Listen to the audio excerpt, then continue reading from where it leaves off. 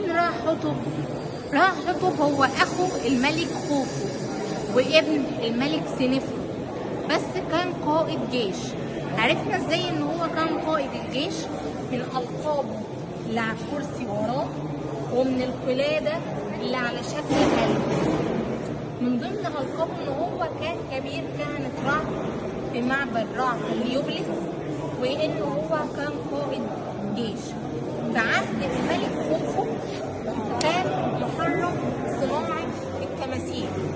دايما عندنا في الحضاره المصريه لما بنلاقي تمثال لزوج وزوجه بيكونوا تمثال ملتصقين في بعض. ده الحاله الاستثنائيه لزوجين تمثالهم منفصل. ايه السر في ان التمثال منفصل؟ لا مش متخانقين.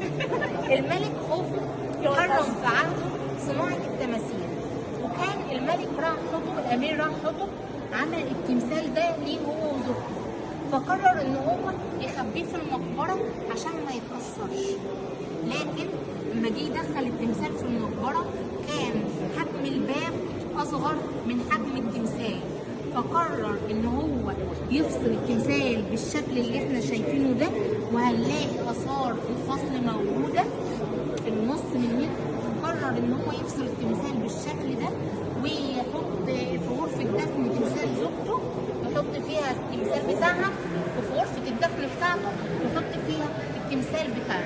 طيب المصري القديم حب يميز لنا ما بين تماثيل الرجال وتماثيل السيدات.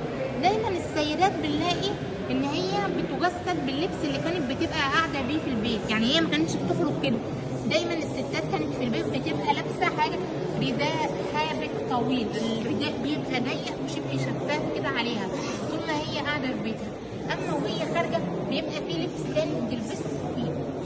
هنا عندنا نفر لابسه شعر مستعار وشعرها الحقيقي نازل من تحتيه، ولابسه تاج من زهره اللوتس، مزين بزهره اللوتس.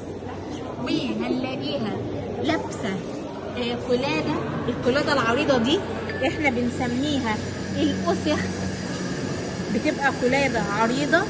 عندنا عيون التمثال مطعمه بالكوارتز.